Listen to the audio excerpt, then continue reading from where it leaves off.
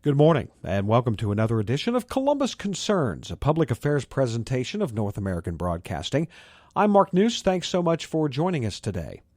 On the program, we're going to talk about a couple of events that are underway. One is the State Fair, which opened this week at the fairgrounds, of course, here in Columbus, and its 12-day run is now underway. We're going to speak with Alicia Schultz, who is the spokesperson for the fair. We're also going to talk to the executive director of the Tri-Village Chamber, Michelle Wilson, about that new organization in Upper Arlington, Grandview Heights, and Marble Cliff. And they have an event coming up this week that's a lot of fun as well, called the Taste of Tri-Village, which used to be the Taste of Upper Arlington. It's been going on for more than 20 years. But first, we're going to talk to Alicia Schultz with the Ohio State Fair. Everybody has their favorite event or their favorite food and that kind of thing. Is there anything new this year at the fair? Yeah, we always try to have a blend of those traditional experiences that people have had for many years at the Ohio State Fair and the things that, we're deeply rooted in, but also those fun new things. And so this year we've got a really cool new attraction, the Arctic Olympics High Dive Show, in which acrobatic divers jump from a 80-foot tall diving board into a pool at the south end of the Midway where our rides are, just by the Ferris wheel. So I'm super excited about that. And we, of course, have tons of new entertainers at the stages that we have here and throughout the grounds. We've got ventriloquists, award-winning pogo stick jumpers, bands, different comedians and ventriloquists, and even a ventriloquist who has one of those mechanical jaws he puts on audience members and makes them into a human puppet. It's really cool. That's a good point there, because everybody talks about the marquee, the headliners that you pay extra for, but just your admission to the fair, you can get a lot of entertainment that way because you have free shows all the time. Exactly. Yeah, there's a ton of attractions that are all included with fair admission. In addition to those entertainers that I mentioned, we have a free petting zoo and pig races that go on every single day. Natural Resources Park here is absolutely amazing. It's something that a lot of people really love. It's an 8-acre park, and there's opportunities for people of all ages, but especially kids love it because there's free fishing for kids. They can try their hand at archery. They can even kayak in a kayaking pond. And, of course, you can't go through Natural Resources Park without saying hi to Smokey Bear. And, of course, without really, saying it, the main theme is still Ohio and agriculture. And talk about the animals and what's going on out there this year. Right, exactly. Agriculture is one of those things, like I mentioned, we're really deeply rooted in agriculture here at the Ohio State Fair. And so over the course of the fair, there's about 20,000 animals that are exhibited here. Livestock plays a huge role in being a part of the fair, and the exhibitors work so hard on their projects. In fact, we have some shows that start pre-fair and then others that kick off today. We've got a lot of different animals who are already moved in, and their owners are out there giving them baths and getting them all ready for showtime. But we also have a really cool agricultural program called Ag is Cool, in which exiting fourth grade students, so, the kids who are calling themselves fifth graders because they're getting ready to start fifth grade here in the next few weeks, get into the Ohio State Fair for free along with a chaperone, parent or guardian, by simply showing their report cards at the gate. And they can go through several different stations and learn about Ohio agriculture here, whether that be kind of learning about century farms and how farming has been a part of Ohio for a long time, or actually milking a real-life cow. There's a lot of different hands-on and fun activities they can do. Okay, what are they deep frying this year? Anything and everything, right? So we have a lot of things that have always been deep fried. We've got candy bars and Buckeyes and grilled cheese sandwiches and Pop-Tarts. But the newest thing this year, it's a take on an old one. It's bacon-wrapped deep-fried Oreos. So the Oreo is battered and deep-fried, and then it's wrapped in crispy bacon. And so I hear that the sweet and savory flavors work together very, very well. I think I'm going to be ill. Anyway, I guess the final question would be, how do we get tickets? How much are they this year? And tell me about parking. Right, exactly. So parking is $5. It's available here at the Ohio State Fair. There's tons of it, so feel free to just follow the signs off of 71, and it'll get you right here. Advanced sale tickets are available at Kroger, AAA, Ticketmaster, and O'Reilly Auto Parts stores for $6. If you don't get those, which you can do any day through the end of the fair, you can hop in your car, stop by a Kroger and get your advance sale tickets and then come to the fair. Or you can do gate admission, which is $10 for adults, $8 for seniors and kids 5 to 12, and kids under 5 get in free. And then above and beyond that, on our website, ohiostatefair.com, you can check it out. We have a list of all of our special days and discounts because there are deals nearly every single day. I mean, today, for example, admission's just $3 until 3 p.m. And that's Alicia Schultz, who talked to us this week about the Ohio State Fair. So thanks very much to her, and good luck for the 12-day run of the State Fair, the 166th edition of the Ohio State Fair. We're going to talk about the Tri-Village Chamber and the Taste of Tri-Village coming up next. So stick with us this morning on Columbus Concerns. I'm Joey Logano, driver number 22 Discount Tire Ford Mustang. My pit crew keeps my car and my tires rolling safely during races. But you don't need a pit crew to be tire smart. You can find your vehicle's recommended tire pressure in the owner's manual or on a sticker on the driver's side door. Check tire pressure at least once a month and before every long journey. And don't forget the spare. For more information, visit betiresmart.org. A message from the Rubber Manufacturers Association. And welcome back to Columbus Concerns, a public affairs presentation of North American Broadcasting. With us is the Executive Director of the Tri-Village Chamber of Commerce. Michelle Wilson is here. And Michelle, thanks for stopping by today. Thanks for asking me to be here. Now, a lot of people have probably never heard of the Tri-Village Chamber recently because it's a new organization. You've combined with several, three, of course, suburbs to put together this chamber. Tell us a little bit about who you represent and why that was done. Okay, so I have been with the Grandview Area Chamber of Commerce since 2009, which represented the Grandview and Marble Cliff communities. And about 9 months ago, we started talking to the Upper Arlington Chamber, who was going through some staffing changes, and decided that we would try to look into merging the two organizations since we already had close boundaries and lots of members who were members of both of the organizations. So we took a close look at it and decided it was a good move for our membership, really, to combine and have a larger marketing area and a wider reach.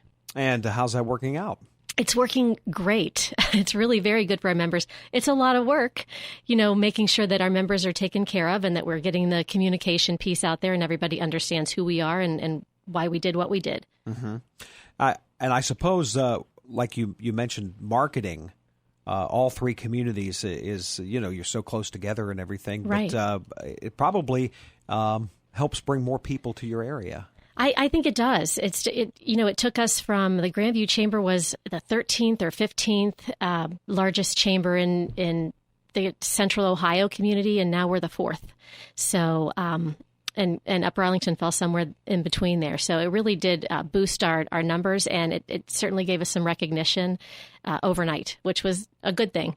And how many members do you have?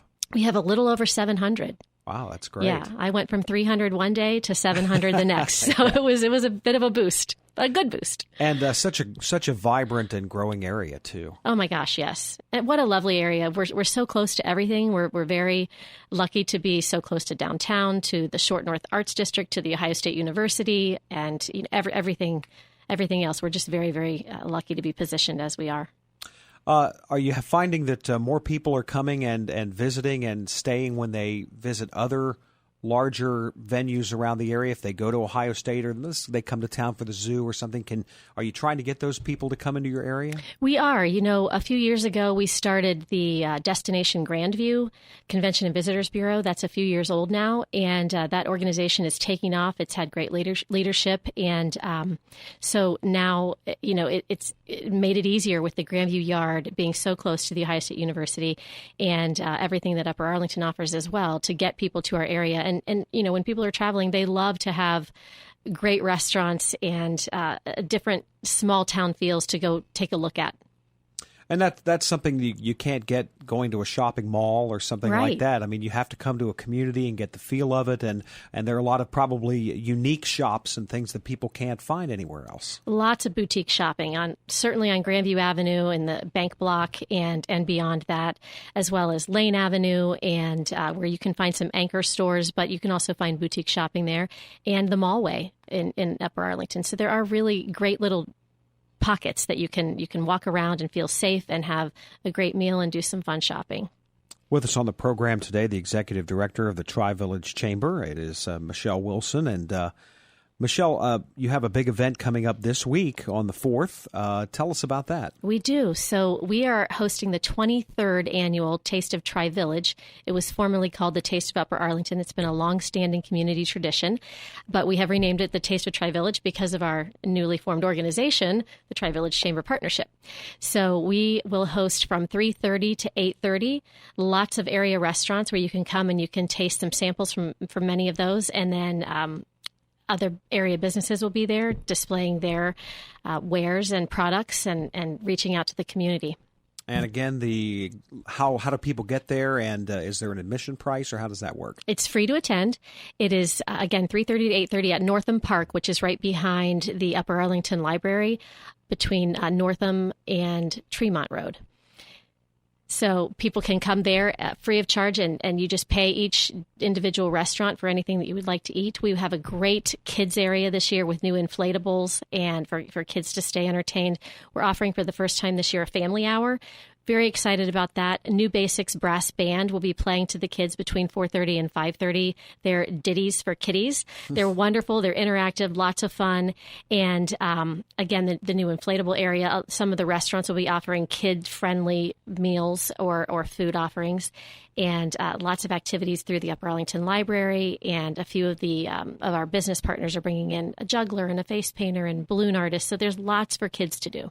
Michelle, give us some ideas on some of the vendors that are going to be at the Taste of Tri-Village. Oh, I'd love to. So we have Yats Cajun Creole, Grater's Ice Cream, Jimmy John's, Equivita, Yabo's Tacos, City Barbecue, Jenny's Ice Cream, Le Chatelaine, Rusty Bucket, Dairy Queen, Skyward Grill, Off the Bone Barbecue, Mojo To Go, Red Hook Grill, the Market District Foodie Truck, JC's Just Chili, and Lulu's Cupcake Bar. Wow. Of course, you had to mention all this as soon as I went on a diet. Yeah, me too. Yeah, thanks so much. One other thing I wanted to ask you about, a big marquee event is coming to Upper Arlington with the U.S. Senior Open. Yes. Later in August. Tell us a little bit about the exposure that the communities are going to get from that.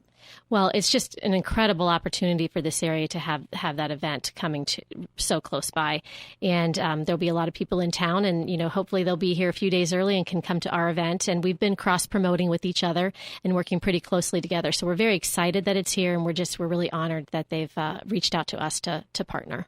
And as soon as they're done with the golf, they could, head to the Restaurant Row, either Sure, in Upper Arlington or down to Grandview Heights, and maybe stay a little while. Absolutely. We have plenty to keep everybody busy.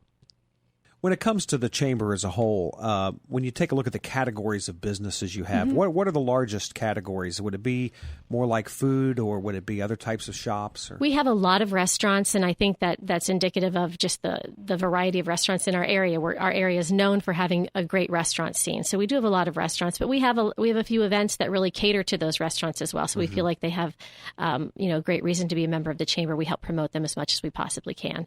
And we'll be doing a new event, again, to promote the restaurants in the fall called the Tri-Village Restaurant Week, and we're working with the Columbus Young Professionals on that. So between Dig Fest in June and Taste of Tri-Village in August, and then that event in the fall, which will be new this year, we really feel like restaurants are well served. But we have just a wide variety of members, lots of banks, financial institutions, and very small businesses. Our area is made up of primarily very small businesses. We don't have a lot of large anchor industries in Grandview and Upper Arlington, but we love that. We love that we get to know these small businesses, and we really help promote their business to each other. What are some of the benefits for businesses that join the chamber? Well, we have cost savings benefits, which is a reason a lot of chambers or people join chambers, which is health insurance discounts, workers' comp discounts, office supply discounts. So that's one reason people can join and then save on their everyday needs to keep a business running. Mm-hmm. And then we have marketing. We do a newsletter e-blast each week that goes out to a couple thousand people, plus our social media outlets. So we try to promote the members that way. We have, what we want people to do is connect with each other. We want to help them find their clients and their customers that are going to be